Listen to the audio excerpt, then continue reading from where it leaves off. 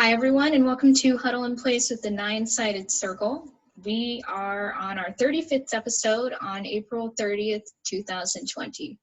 I'm one of your hosts. I'm Noor Kyle in Hollywood. Not in Hollywood, actually. I used to live in Hollywood, Los Angeles in general. How about you, Mushtaq? Who are you? Where are you from? I could be Mushtaq, I'm pretty sure. Last time I looked. I am in the Bay Area most of the time, though tonight I am at the Cliff Palace in Mesa Verde. Lovely. Yes. Pretty cool places. Yeah, it's very cool places. People used to live up here. I know. Like That's totally crazy. the most amazing part. Yeah. Yep. It's important we protect those spaces so we can see just how that worked for them. It's pretty awesome. All right, so today we were thinking we would do Entertain you. Yes, read some literature again. Yeah. So, something completely different. From our usual, and we've always talked about how reading together is a great thing to do when you're going through an experience like this. It passes time, it deepens your knowledge of literature, it deepens your connection to each other. So we really value this. And I guess I'm going to start today. And yeah, thank you, Mushtaq. You're reading a homie after all. A homie, a Boston homie, a transcendentalist homie. Yeah. So I am going to read a poem written by Margaret Fuller back in 1883 on May 12th. And I will just jump right into it, keeping in mind that this is someone who was writing at a time when women as public figures who did lectures and stuff like that was not so much a thing, but she made that a thing. She was one of the first American feminists to really burst into the public scene and do consciousness raising talks with other women and things like that. She's just such an amazing individual, and it's worth celebrating her by reading her poetry. Yeah, and we should remember that she palled around with the likes of Emerson and Thoreau, who considered her an equal. Yeah, yes, yep. And though she is not well remembered today, she probably should be. She has her moments, but we really need to make sure that she does not disappear into the background. And every generation or so, we need to pull attention onto women such as Margaret Fuller. So I hope to do a little bit of my part in that today. So this is a poem called Meditations. Like, as I said, she wrote on May 12th in 1833. The clouds are marshalling across the sky, leaving their deepest hints upon yon range of soul-alluring hills. The breeze comes softly, laden with tribute that 100 orchards now in their fullest blossom send, in thanks for this refreshing shower. The birds pour forth in heightened melody the notes of praise they had suspended while God's voice was speaking, and his eye flashing down upon his world. I sigh, half charmed, half pained. My senses living, and taking in this freshened beauty, tells its pleasures to the mind. The mind replies, and strives to wake the heart in turn, repeating poetic sentiments from many a record which other souls have left, when stirred and satisfied by scenes as fair as fragrant. But the heart sends back a hollow echo to the call of outward things. And its once bright companion, who erst would have been answered by a stream of life-fraught treasures, thankful to be summoned, can now rouse nothing better than this echo, unmeaning voice, which mocks their softened accents. Content thee, beautiful world, and hush, still busy mind. My heart hath sealed its fountains. To the things of time they shall be oped no more. Too long, too often were they poured forth.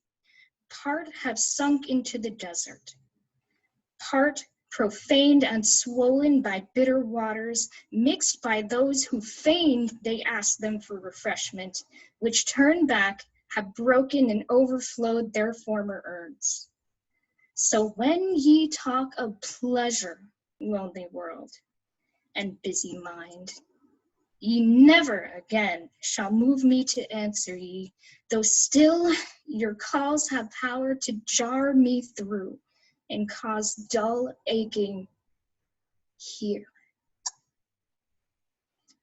No, so the voice which hailed me from the depths of yon dark bosomed cloud, now vanishing before the sun ye greet, it touched my center, the voice of the eternal, calling me to feel his other worlds, to feel that if I could deserve a home, I still might find it in other spheres, and bade me not despair, though want of harmony and aching void are terms invented by the men of this, which I may not forget.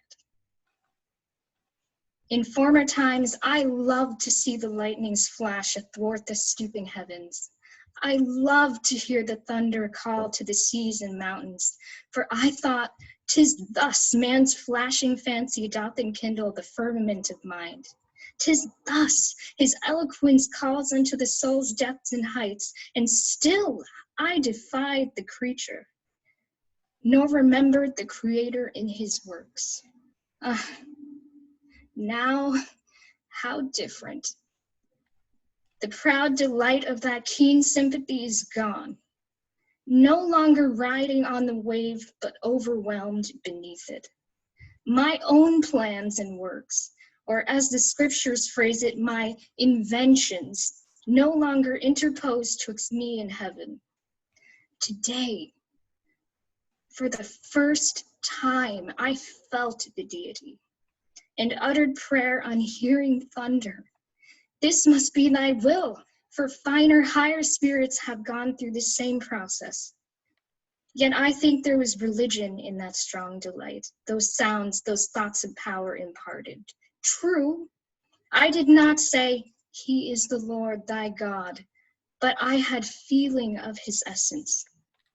But 'twas pride by which the angels fell, so be it. But oh, might I but see a little onward. Father, I cannot be a spirit of power. May I be active as a spirit of love, since thou hast taken me from the path which nature seemed to appoint. Oh, deign to open another, where I may walk with thought and hope answered, and hope assured. Lord, I believe, help thou mine unbelief. Had I but faith like that which fired Novalis, I too could bear that the heart fall in ashes, while the freed spirit rises from beneath them with heavenward look and phoenix plumes upsoaring. Thank you. Yeah, I worked hard on that one today. Yeah. Thank you. That Cool. lady pulled no punches. Nope. So what I have is a monologue from the play Cyrano de Bergerac by Edmond Rostand. This is one of my favorite of an incredibly witty, well thought play. It was originally written in French, so this is of course an English translation. And it has been done as a play and a movie many, many times over. Most significantly, the best version of it that I have ever seen was the 1950s 1950, yeah. 1950, Cyrano de Bergerac with Jose Ferrer in the lead. He won an Oscar for Best Actor for his role. Yeah, it is amazing. Definitely earned yeah. it. Yep. Yep. And so I'm going to read you his no thank you speech, which is one that I've always loved. So a little setting. One of his friends, one of Cyrano's friends, has suggested that he needs to do something to get some money because he's broke, his clothes are worn, he has no patron, and all of this. And this is his reply. What would you have me do? Seek for the patronage of some great man, and like a creeping vine on a tall tree crawl upward where I cannot stand alone? No, thank you. Dedicate, as others do, poems to pawnbrokers? Be a buffoon in the vile hope of teasing out a smile on some cold face? No, thank you. Eat a toad for breakfast every morning, make my knees callous and cultivate a supple spine?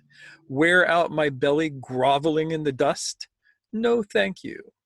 Scratch the back of any swine that roots up gold for me? Tickle the horns of mammon with my left hand while my right hand, too proud to know his partner's business, takes the fee? No, thank you. Use the fire God gave me to burn incense all day long under the nose of wood and stone? No, thank you. Shall I go leaping into ladies' laps and licking fingers, or, to change the form, navigating with the madrigals for oars, my sails full of the sighs of dowagers? No, thank you. Publish verses at my own expense? No, thank you.